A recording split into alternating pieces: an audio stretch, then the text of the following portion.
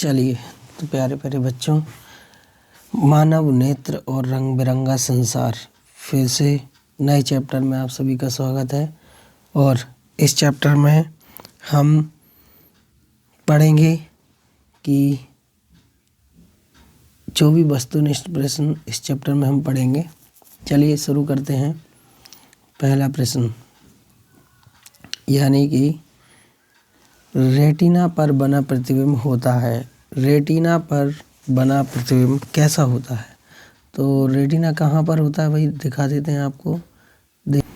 देखिए, ये आपको हमारे आँख का डायग्राम है, नेत्र का डायग्राम है। और इसमें दिख रहा होगा आपको, ये हमारे पास क्या है, रेटिना।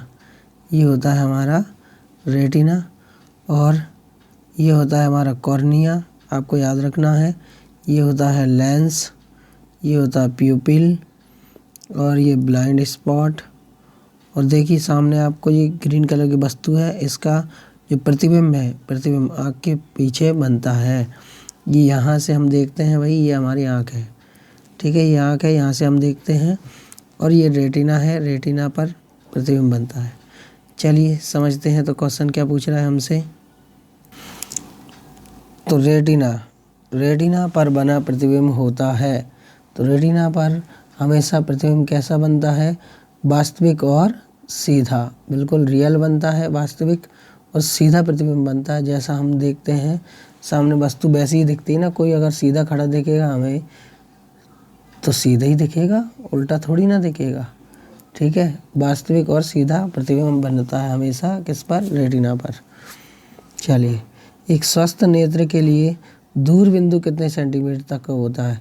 दूर बिंदु भाई कहाँ तक देख सकते हैं, अनंत तक। और पास का बिंदु कितना होता है, 25 सेंटीमीटर। तो ध्यान रखना है आपको, स्वस्थ नेत्र के लिए दूर बिंदु कितना होता है, अनंत होता है। दूर बिंदु कितना होता है, अनंत। निकट दृष्टि के निवारण में प्रयुक्त किया जाता है। निकट दृष्टि के निवारण में कौन सा लेंस प्रयुक्त किया जाता है? तो भाई कौन सा लेंस, अवतल लेंस। कौन सा लेंस, अवतल लेंस का प्रयोग किया जाता है। तो ये भाई अवतल लेंस है जी, बीच में से पतला और किनारों पर क्या होता है, मोटा होता है, ठीक है। इसका यूज़ किया जाता है निकट दृष्टि दोष। निकट दृष्टि दोष में क्या होता है कि भाई निकट की यानी पास की वस्तुएं तो क्या दिखती हैं, साफ दिखती हैं।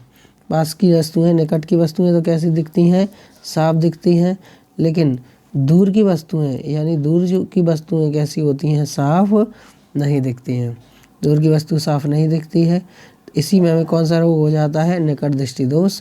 और निकट दृष्टि दोष में निवारण में किसका उपयोग किया जाता है, अवतल लेंस का।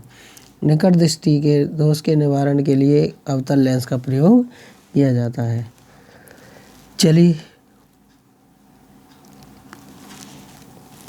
अगले क्वेश्चन को देखते हैं।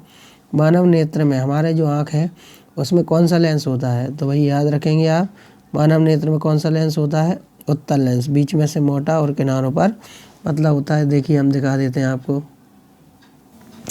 तो देखिए भाई, ये आपको दिख रहा है ह्यूमन आई का डायग्राम।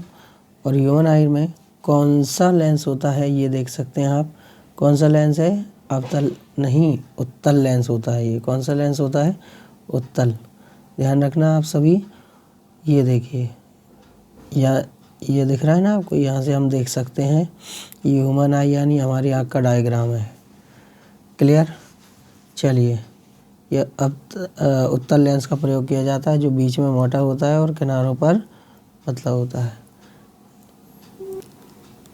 तो मानव नेत्र में कौन सा लेंस प्रयोग होता है? मानव नेत्र में कौन सा लेंस उपस्थित होता है, उत्तल लेंस। कौन सा लेंस भाई, उत्तल लेंस। याद रखेंगे सभी। इसके बाद आते हैं हम नेक्स्ट क्वेश्चन पर। तो नेक्स्ट क्वेश्चन क्या है भाई, दूर दृष्टि दोष के निवारण के लिए कौन सा लेंस प्रयोग किया जाता है? तो दूर दृष्टि दोष के निवारण के लिए उत्तल लेंस। दूर दृष्टि दोष में क्या होता है, दूर की वस्तुएं तो साफ दिखाई देती हैं, ठीक है, लेकिन पास की वस्तुएं साफ दिखाई नहीं देती। दूर की वस्तुएं तो साफ दिखाई देती हैं, पास की वस्तु साफ दिखाई नहीं देती हैं। तो इसी को बोलते हैं हम दूर दृष्टि दोष। और इसका अगर तुम्हें निवारण करना है तो कौन सा चश्मा लगाना पड़ेगी, कौन सा लेंस लगाना पड़ेगी, चश्मे में उत्तल लेंस, ठीक है ना। दूर दृष्टि में उत्तल लेंस। और निकट दृष्टि में क्या बोला था भाई, निकट दृष्टि में होता था अवतल लेंस। निकट दृष्टि में क्या होता है, निकट दृष्टि में होता है भाई अवतल लेंस। चलिए आते हैं नेक्स्ट क्वेश्चन पर। तो इसके बाद अगला क्वेश्चन क्या है भाई, अगला क्वेश्चन है हमारे पास इंद्रधनुष। इंद्रधनुष बनने का कारण क्या है। आपने देखा होगा ना आसमान में इंद्रधनुष बनता है तो क्यों, कब जब धूप आती है तो छोटी छोटी बूंदें गिरती हैं आसमान में, तो वो प्रिज्म का कार्य करती हैं। और जो प्रिज्म है यानी कि छोटी छोटी बूंदों में से जब सूर्य का प्रकाश टकराता है, जैसे सुना होगा ना आपने, प्रिज्म में सूर्य का प्रकाश टकराता है तो वो सीधा ना जाके क्या हो जाता है, विक्षेपित हो जाता है। बाणों का क्या हो जाता है, विक्षेपण हो जाता है। बाण का क्या हो जाता है, विक्षेपण। तो बाण का विक्षेपण ही होता है, ये क्या होता है, प्रिज्म में सूर्य के प्रकाश का बाण विक्षेपण होता है। उसी तरह से इंद्रधनुष बनने में भी क्या होता है, बाण विक्षेपण। बाण यानी रंग का टूटना। कौन से रंग होते हैं, बैंजानी हपी नाला, ठीक है ना, बैंगनी जामुनी नीला हरा लाल। चलिए इसके बाद आते हैं नेक्स्ट क्वेश्चन में। गहरे समुद्र में जल का रंग नीला क्यों दिखाई देता है, इसका कारण बताना है। तो प्रकाश के किसके कारण, प्रकीर्णन के कारण। प्रकीर्णन मतलब फैलना, प्रकीर्णन मतलब क्या होता है, फैलना। प्रकाश फैलता है, इसके कारण समुद्र का रंग कैसा दिखाई देता है, गहरे समुद्र में जल का रंग नीला दिखाई देता है प्रकाश के प्रकीर्णन के कारण। चलिए इसके बाद अगला क्वेश्चन क्या है भाई, अगला क्वेश्चन है हमारे पास, प्रिज्म के दो फलकों के बीच का कोण, दो फलकों के बीच का कोण क्या कहलाता है, प्रिज्म कोण। प्रिज्म है ना, प्रिज्म, इसलिए प्रिज्म के दो फलकों के बीच का कोण क्या कहलाता है, प्रिज्म कोण। प्रिज्म कोण, क्लियर। चलिए इसके बाद बण विक्षेपण होता है। बण विक्षेपण किससे होता है, प्रिज्म से होता है। अभी थोड़ी देर पहले बताया, ये होता है प्रिज्म। ये देखिए हम आपको बण विक्षेपण दिखा भी देते। ये देखिए सामने आपको क्या दिख रहा है, एक प्रिज्म दिख रहा है, ठीक है। ये क्या है हमारे पास, एक प्रिज्म है। और प्रिज्म में, ये प्रिज्म है, प्रिज्म में श्वेत प्रकाश जाता है और ये कितने रंगों में टूट जाता है, 7 कलर। कौन कौन से, बैंगनी जामुनी नीला हरा लाल पीला नारंगी और लाल। तो ये सारे रंग बन जाते हैं, ये प्रिज्म है। ये क्या है हमारा, प्रिज्म, ठीक है। तो क्वेश्चन क्या है, बण विक्षेपण किस में होता है, बण विक्षेपण किस में होता है, तो बण विक्षेपण किस में होता है, प्रिज्म में होता है। बण विक्षेपण यानी रंगों का टूटना। अभी कलर टूट रहे थे उसमें, बैंगनी हपी नाला बैंगनी जामुनी वाले। तो बण विक्षेपण किस में होता है, रंगों का टूटना प्रिज्म से होता है। चलिए अगले क्वेश्चन पे आते हैं। प्रकाश के विक्षेपण से प्राप्त 7 रंगों के समूह को क्या कहते हैं, 7 रंगों के समूह को क्या कहते हैं, स्पेक्ट्रम। 7 रंगों के समूह को क्या कहते हैं, स्पेक्ट्रम कहते हैं। स्पेक्ट्रम मतलब प्रिज्म में से जो कलर बनते हैं ना, 7 कलर, इसी को स्पेक्ट्रम भी बोलते हैं हम। इसी को क्या कहते हैं, स्पेक्ट्रम। चलिए इसके बाद अगले क्वेश्चन पर आते हैं। अगला क्वेश्चन क्या है, आकाश के नीले रंग का कारण क्या है, प्रकाश का क्या, प्रकाश का प्रकीर्णन। प्रकाश का प्रकीर्णन, विक्षेपण भी नहीं है, परावर्तन भी नहीं है, अपवर्तन भी नहीं है, क्या है, प्रकीर्णन। प्रकीर्णन मतलब फैलना। आपने देखा होगा ना, प्रिज्म में सबसे नीचे कौन सा कलर होता है, सबसे नीचे कौन सा कलर होता है भाई, सबसे नीचे होता है अपना बैंगनी जामुनी और नीला। नीले रंग क्यों फैलता है, क्योंकि प्रकाश का प्रकीर्णन में नीले रंग की तरंगदैर्घ्य कम होती है तो नीला रंग फैलता है। जबकि लाल रंग दूर से भी दिख जाता है। लाल रंग क्या हो जाता है, दूर से भी, लाल रंग ऊपर होता है, लाल रंग दूर से भी दिख जाता है। क्यों, उसकी तरंगदैर्घ्य लंबी होती है। जबकि बैंगनी रंग की तरंगदैर्घ्य क्या होती है, छोटी होती है, तरंग की लंबाई कम होती है, इसलिए पूरा बैंगनी रंग या नीला रंग फैल जाता है, ठीक है ना। तो आकाश का रंग नीला क्यों दिखाई देता है, तो वही आसमान का रंग नीला क्यों दिखाई देता है, आकाश का रंग नीला दिखाई देता है प्रकीर्णन के कारण, फैलने के कारण प्रकाश यानी नीला कलर फैल जाता है, इस वजह से। चलिए अब जाते हैं हमारे रिक्त स्थान पर। तो रिक्त स्थान की पूर्ति करेंगे हम। चलिए तो पहला खाली स्थान क्या है, पृथ्वी की सतह से ऊपर जाने पर वायु का घनत्व क्रमशः क्या होता है। ये हमारी पृथ्वी की सतह है, इससे अगर ऊपर जाएंगे तो वायु का घनत्व क्या होता है, वायु का घनत्व क्या होता है, क्रमशः धीरे धीरे क्या होता है, बदलता है। और वायु का घनत्व कम होता है कि ज़्यादा होता है, तो वही वायु का घनत्व घटता है। याद रखना है आप सभी को, घटता है। धीरे धीरे वायु के अणु दूर दूर होते जाते हैं, वायु का घनत्व कम होता जाता है, क्योंकि सूर्य का टेम्परेचर बढ़ रहा है ना ऊपर, इस कारण, ठीक है ना। सूर्य के टेम्परेचर के कारण, सन टेम्परेचर के कारण घनत्व कम होता जाता है ऊपर जाने पर। क्लियर। पृथ्वी की सतह से, कौन सी सतह से, पृथ्वी की सतह से, पृथ्वी की सतह से ऊपर जाने पर, पृथ्वी की सतह से कहाँ जाने पर, पृथ्वी की सतह से ऊपर जाने पर घनत्व क्रमशः घटता है, याद रखेंगे आप सभी। नेक्स्ट क्वेश्चन क्या है, इंद्रधनुष में प्राप्त रंगों के कारण की खोज किसने की थी। तो भाई ये रंगों की खोज किसने की थी, न्यूटन ने। याद रखेंगे, न्यूटन के लॉ है ना, वही न्यूटन है, ये न्यूटन भैया ने बताया था। ठीक है, इंद्रधनुष में 7 रंग किसने बताए थे, न्यूटन भैया ने। चलिए, मानव नेत्र कौन सा नेत्र भाई, मानव नेत्र में प्रकाश की एक पतली झिल्ली से होकर प्रवेश करता है। प्रकाश कहाँ से होकर प्रवेश करता है, मानव नेत्र में यानी आँख में प्रकाश कहाँ से आता है, एक पतली झिल्ली से होकर प्रवेश करता है। उस पतली झिल्ली को क्या कहते हैं, उस पतली झिल्ली को बोलते हैं कॉर्निया। उस पतली झिल्ली को क्या कहते हैं, कॉर्निया। याद रखेंगे आप सभी, कॉर्निया। इसके बाद अगले क्वेश्चन पर आते हैं, दूरदृष्टि दोष का कारण नेत्र का गोलक खाली स्थान हो जाना। नेत्र का गोलक क्या हो जाना है, नेत्र का गोलक छोटा हो जाता है। नेत्र का गोलक क्या हो जाता है, छोटा। ठीक है, दूरदृष्टि में नेत्र के गोले की त्रिज्या क्या हो जाती है, कम हो जाती है, यानी नेत्र का गोला छोटा हो जाता है। चलिए, इसके बाद आते हैं हम नेक्स्ट क्वेश्चन पर। तो नेक्स्ट हमारे आँख के रंगीन भाग को क्या कहते हैं, आँख के रंगीन भाग को क्या कहते हैं, आँख के रंगीन भाग को कहते हैं परितारिका। कौन सी तारिका, परितारिका। देखिए ये लिखा भी मिल रहा है आपको, परितारिका। आँख के रंगीन भाग को, कलरफुल भाग को क्या कहते हैं, परितारिका। चलिए नेक्स्ट क्वेश्चन पर आते हैं अब हम। नेक्स्ट क्वेश्चन क्या है, मानव नेत्र का खाली स्थान नेत्रदान में किया जा सकता है। क्या नेत्रदान में किया जा सकता है, कॉर्निया। तो हम जब दान करते हैं नेत्र का, तो क्या दान करते हैं, कॉर्निया दान करते हैं। क्या दान करते हैं, कॉर्निया। देखिए दिखाते हैं हम आपको कॉर्निया। ये देखिए, ये जो चित्र आपको दिख रहा है मानव नेत्र का, इसमें कॉर्निया कहाँ है, ये परितारिका को ही हम क्या कहते हैं, कॉर्निया कहते हैं। तो याद रख पाएंगे आप सभी को। ठीक है, दृष्टि पटल, कांचा द्रव, बहुत सारी चीज़ें होती हैं इसमें भी। हमारी आँख का चित्र है ये भाई, आँख का नेत्र का। चलिए, तो भाई मानव नेत्र के रंगीन भाग ये वाला हो गया, मानव नेत्र का खालिस्तान नेत्र ये भी हो गया है। ठीक है, मानव नेत्र का क्या नेत्रदान में किया जा सकता है, तो भाई कॉर्निया या परितारिका, कॉर्निया या फिर परितारिका को नेत्रदान में किया जा सकता है, नेत्रदान किया जा सकता है। आँख के बीच के छिद्र को क्या कहते हैं, आँख के बीच के छिद्र को क्या कहते हैं, पुतली। आपने सभी ने सुना होगा पुतली, बीच में आँख में जो काला भाग होता है उसको क्या कहते हैं, पुतली कहते हैं। चलिए भाई, लाल पीले तथा नीले वर्णों को खालिस्तान रंग कहते हैं। तो इसका क्या आंसर होगा, प्राथमिक वर्ण। तो प्राथमिक वर्ण कैसे कहते हैं, प्राथमिक यानी पहले नंबर के। प्राथमिक वर्ण किन्हें कहते हैं, लाल, पीला और नीला। लाल, पीला और नीला जो कलर होता है, कौन कौन सा कलर, हमारा लाल कलर, और हमारा कौन सा कलर, हमारा पीला कलर, और हमारा कौन सा कलर, नीला। लाल, पीले, ये तीनों रंगों को क्या कहते हैं, प्राथमिक वर्ण कहते हैं। ठीक है, अगला ओटिया जाते हैं हम। सूर्योदय और सूर्यास्त के समय सूरज कैसा दिखता है, बिल्कुल लाल दिखता है। क्यों दिखता है भाई, सूरज लाल प्रतीत होने में खालिस्तान का महत्वपूर्ण योगदान है। ये लाल क्यों होता है भाई सूरज।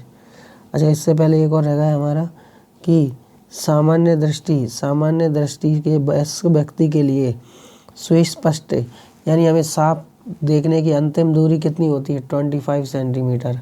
कितना सेंटीमीटर, 25 सेंटीमीटर से हम किताब को पढ़ सकते हैं, किताब को आसानी से देख सकते हैं।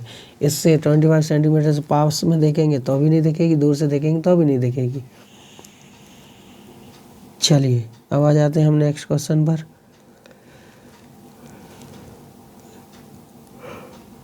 सूर्योदय और सूर्यास्त के समय सूर्य लाल दिखाई देता है। सूर्य कैसे दिखाई देता है, बिल्कुल लाल दिखाई देता है। तो इसका कारण क्या है, ये लाल क्यों दिखाई देता है, क्योंकि भाई हमारी जो पृथ्वी है, पृथ्वी कैसे का आकार की है, पृथ्वी अंडाकार की है। जब सूर्य आता है तो पूरब दिशा से आता है और पश्चिम में आके डूबता है। तो आता है तब भी हमसे क्या होता है, सबसे ज़्यादा दूरी पर होता है, और ऊपर ऊपर आते आते जाता है तब भी सबसे ज़्यादा दूरी पर होता है। तो दूरी के कारण हमें लाल रंग दिखाई देता है। कौन सा रंग दिखाई देता है? सिर्फ रेड कलर। इस वजह से सूर्य में विक्षेपण में लाल रंग ही दिखाई देता है ना सबसे ऊपर, इसलिए सूर्य हमें लाल दिखाई देता है। बाकी जैसे ही पृथ्वी पे के ऊपर आता जाता है फिर वो सूर्य लाल के बाद थोड़ा थोड़ा सा कौन से कलर का हो जाता है? नारंगी रंग का हो जाता है, फिर पीले रंग का भी हो जाता है और ऊपर आते आते, ठीक है ना।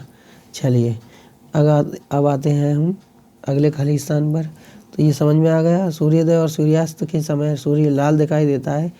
इसका कारण क्या है? इसका कारण है प्रकीर्णन, प्रकाश का प्रकीर्णन। प्रकाश के प्रकीर्णन के कारण ही सूर्य का रंग लाल दिखाई देता है। लाल रंग दूर से दिख जाता है, बाकी रंग छिप जाते हैं, दूर फैल जाते हैं उधर ही, ठीक है।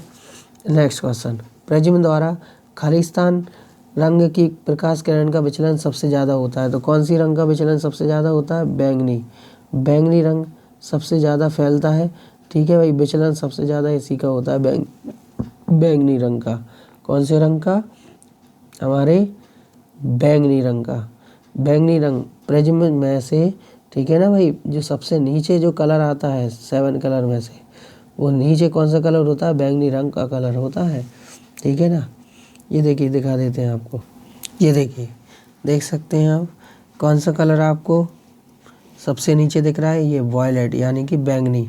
कौन सा रंग? बैंगनी कलर आपको सबसे नीचे दिख रहा है। इसकी का विचलन सबसे ज़्यादा होता है। देखिए कितना फैल रहा है ये रंग। क्लियर? सबसे ज़्यादा बैंगनी रंग ही फैल रहा है, ठीक है। बैंगनी रंग वॉयलेट। रेड सबसे ऊपर होता है, ठीक है। उसके बाद orange, yellow, green, blue, Indigo, ठीक है। तो क्या है भाई इसका आंसर? प्रिज्म द्वारा कौन सा रंग सबसे ज़्यादा फैलता है? विचलन किस रंग का होता है? बैंगनी रंग का। कौन से रंग का? बैंगनी रंग का। चलिए अब मिलाते हैं हम सही जोड़ियों को सही करते हैं, गलत हैं अभी। तो प्रतिबिंब का किससे मिलाएंगे भाई जोड़ी? प्रतिबिंब का मिलाएंगे रेटिना। प्रतिबिंब कहाँ पे बनता है? हमारे आँख के रेटिना पर बनता है। चित्र में देखना आप रेटिना कहाँ होता है। इसके बाद अगली यार नेक्स्ट जोड़ी क्या है? दृष्टि वैषम्य। दृष्टि वैषम्य क्या होता है? दृष्टि वैषम्य में हमारी आँख खराब हो जाती है ना, तो कॉर्निया का क्या हो जाता है? पूर्णतः कॉर्निया हमारा गोल हो जाता है। गोल नहीं होता है, गोल पूर्णतः गोल नहीं होता है, इस वजह से वो रोग उत्पन्न हो जाता है, ठीक है ना। दृष्टि वैषम्य में किसी किसी का कॉर्निया पूर्ण गोल नहीं होता है, ठीक है। इसके बाद अगला क्या है भाई? अगला टिंडल प्रभाव। टिंडल प्रभाव की जोड़ी मिलाएंगे घने जंगलों में से। घने जंगलों में सूर्य का प्रकाश गुजरता है, या हमारे घर में खिड़की से प्रकाश आता है तो उसमें छोटे छोटे कण दिखते हैं ना, वैसे ही घने जंगलों में भी जब सूर्य का प्रकाश आता है तो छोटे छोटे कण दिखाई देते हैं। इसी को हम टिंडल प्रभाव कहते हैं। क्लियर? वही टिंडल प्रभाव समझ में आ गया। इसके बाद अगला क्वेश्चन क्या है भाई? तारों का टिमटिमाना। तारों का टिमटिमाना कौन सी घटना है? तारों का टिमटिमाना है वायुमंडलीय अपवर्तन। कौन सा अपवर्तन? वायुमंडल का अपवर्तन के कारण वायुमंडल में अपवर्तन होता है, इसके कारण हमें तारे टिमटिमाते दिखाई देते हैं। इसका कारण समझा होगा ना आप सभी ने। चलिए इसके बाद आते हैं अगले क्वेश्चन पर। तो अगला क्वेश्चन क्या है हमारा? अगला क्वेश्चन है स्वच्छ आकाश का रंग नीला दिखाई देता है। साफ जो आसमान है उसका रंग कैसा दिखाई देता है? नीला। किसके वजह से? प्रकाश के प्रकीर्णन के कारण। कौन के कारण? प्रकाश के। नीला रंग किस कारण होता है? प्रकाश के प्रकीर्णन के कारण होता है। चलिए ये क्वेश्चन भी आपको क्लियर हो गया होगा। इसके बाद आते हैं अब हम आगे प्राकृतिक स्पेक्ट्रम। प्राकृतिक स्पेक्ट्रम क्या होता है? इंद्रधनुष होता है। स्पेक्ट्रम में 7 कलर होते हैं ना, कितने? 7 कलर।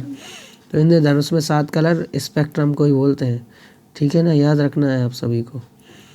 अगला क्वेश्चन क्या है भाई? अगला है हमारे पास नेत्र रोग। नेत्र में जो रोग होते हैं उसकी जोड़ी किससे मिलाएंगे? कम प्रकाश में धुंधला दिखना, ये रोग हो जाता है। नेत्र रोग क्या है? कम प्रकाश में धुंधला दिखना। और लास्ट और अंतिम क्या है भाई? यही रात अंतिम जरा दृष्टि दोष। जरा दृष्टि दोष यानी बुढ़ापा में होता है, और इसमें कौन सा लेंस लगता है? Double focus. वो उत्तल भी होता है और वो अवतल भी होता है। ऐसा लेंस का प्रयोग किया जाता है। ठीक है भाई। बुढ़ापे में, जरा मतलब बुढ़ापे वाला रोग। ठीक है। चलिए अब आते हैं आगे सत्य असत्य पर। तो सत्य असत्य को बनाएंगे। तो पहला क्या है सत्य असत्य में? प्रिज्म है। किसी प्रिज्म में दो पार्श्व फलकों के बीच के कोण को प्रिज्म कोण कहते हैं। तो भाई ये आंसर बिल्कुल सही है। क्या दो प्रिज्म में दो फलकों के बीच के कोण को क्या कहते हैं? ये प्रिज्म है हमारे पास, इसमें इन दोनों के बीच के कोण को क्या कहते हैं? दो फलकों के बीच के कोण को क्या कहते हैं? प्रिज्म कोण कहते हैं। बिल्कुल राइट जवाब है, यानी कि ये सही है, सत्य वचन है इसके। इसके बाद आते हैं हम नेक्स्ट क्या है? लाल रंग की तरंग दैर्घ्य न्यूनतम होती है। नहीं भाई, ये तो झूठ बोल रहा है। लाल रंग की तरंग दैर्घ्य तो सबसे लंबी होती है यार। ये तो न्यूनतम बोल रहा है, झूठ बोल रहा है साफ साफ। क्लियर है? तो पहला क्या था हमारा? पहला था हमारा सत्य और दूसरा क्या हो गया? असत्य। इसके बाद आते हैं हम तीसरे पर। तो तीसरा क्या है भाई? तीसरा क्वेश्चन, वस्तु द्वारा श्वेत प्रकाश को पूर्णतः अवशोषित किए जाने वाली पर वह काली छाया दिखाई देती है। तो ये किसके कारण होता है?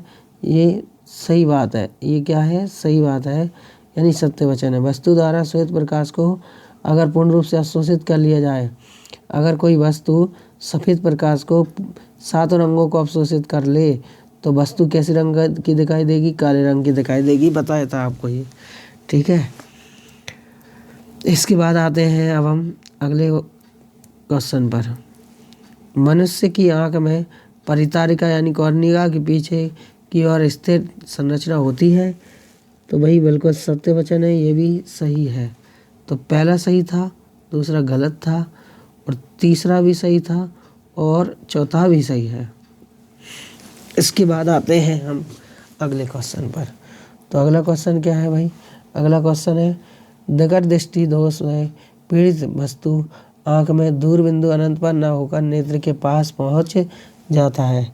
तो ये सही है क्या? बिल्कुल नेत्र के पास में पहुँच जाता है, सही जवाब है। अगला देखते हैं। अगला क्या है? निकट दृष्टि दोष के बाद अब आ गए दूर दृष्टि दोष। दूर दृष्टि दोष से पीड़ित व्यक्ति की आँख के निकट बिंदु सामान्य निकट बिंदु से दूर हट जाता है। तो इसका कारण भाई ये भी सही है, इसमें दूर हट जाता है दूर दृष्टि दोष में। निकट दृष्टि दोष में नेत्र के पास आ जाता है। ठीक है ना? कितना सिंपल है यार। निकट यानी कि नेत्र के पास आना, दूर यानी नेत्र से दूर जाना, नेत्र से दूर जाना। चलिए अब आते हैं अगला क्वेश्चन। तारों का टिमटिमाना परिवर्तन की घटना है? नहीं, ये गलत है। तारों का टिमटिमाना परिवर्तन नहीं, अपवर्तन की घटना है। कौन सा वर्तन? अपवर्तन। ठीक है ना? याद रखना आप सबको, परावर्तन की जगह अपवर्तन आ सकता है। इसके बाद आ जाते हैं हम एक शब्द में उत्तर पर। तो एक शब्द में पहला प्रश्न क्या है हमारा? बड़ विक्षेपण किसे कहते हैं?